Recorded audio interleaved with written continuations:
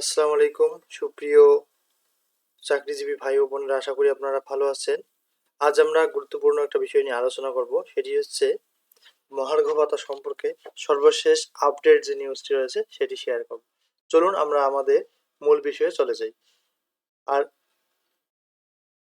মহার্ঘ ভাতা হোক সর্বজনীন ও বৈষম্যহীন, মহার্ঘ ভাতার তারিখ প্রকাশ, পে স্কেল 2024 হওয়ার সম্ভাবনা রয়েছে। নিত্য প্রয়োজনীয় দ্রব্যের দাম বেড়ে যাওয়ার সঙ্গে জীবনযাপনের ভারসাম্য রক্ষার জন্য যে ভাতা বা আর্থিক সহযোগিতা দেওয়া হয় তাকে বলা হয় মহার্ঘ ভাতা। অন্তর্বর্তীকালীন সরকারের মহার্ঘ ভাতা দেওয়ার ঘোষণা বিশেষ করে সরকারি কর্মচারীদের মধ্যে স্বস্তির আভাস লক্ষ্য করা গেছে। বিগত আওয়ামী লীগ সরকারের আমলে 5% প্রণোদনা দ্রব্যমূল্য বৃদ্ধির তুলনায় এতই নগণ্য ছিল যে তরকারি রান্না করতে সামান্য তেল যেমন পাতিলেই পরে ধোয়া হয়ে যায়, এ প্রণোদনার স্বাদ কিন্তু দশম থেকে 19 গ্রেডের কর্মচারীরা পাননি। বঞ্চিত হয়েছেন প্রজাতন্ত্রের আউটসোর্সিং কর্মচারীরাও।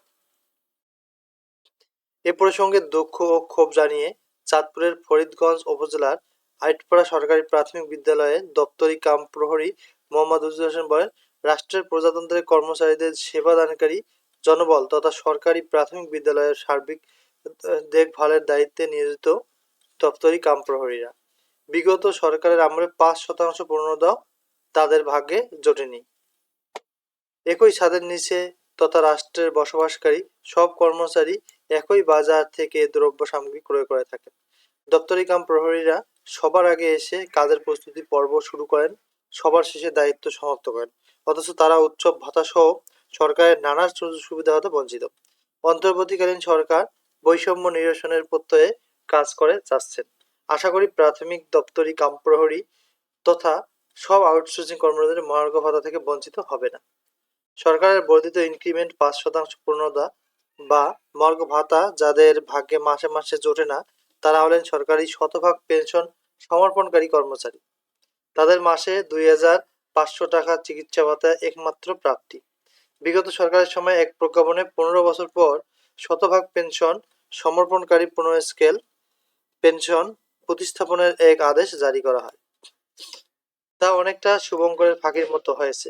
সাধারণত খুবই নগণ্য সংখ্যক অবসরপ্রাপ্ত কর্মচারী উক্ত সময় পর্যন্ত জীবিত থাকেন।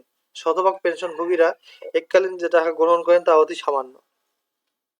2015 খ্রিস্টাব্দের পূর্বের বেতন স্কেল কম থাকায় জীবনযাত্রা মেটানোর ফলে তারা নিঃস্ব ও অসহায়।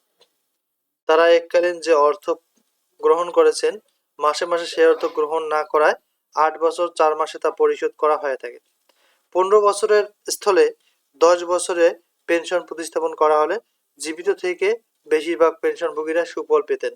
পেনশন পুনঃস্থাপনের প্রত্যাশার সঙ্গে মহার্ঘ ভাতার বর্ধিত টাকা শতভাগ পেনশনভোগীদের মাসে মাসে চিকিৎসা ভাতার সঙ্গে দেয়ার নিবেদন রইল।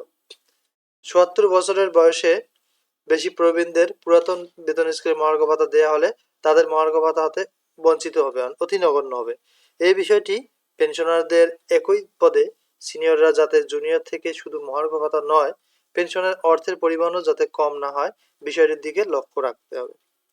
নিত্য প্রয়োজনীয় দ্রব্যমূল্যের ঊর্ধ্বগতি সব কর্মচারীদের সমানভাবে বিপর্যস্ত করেছে।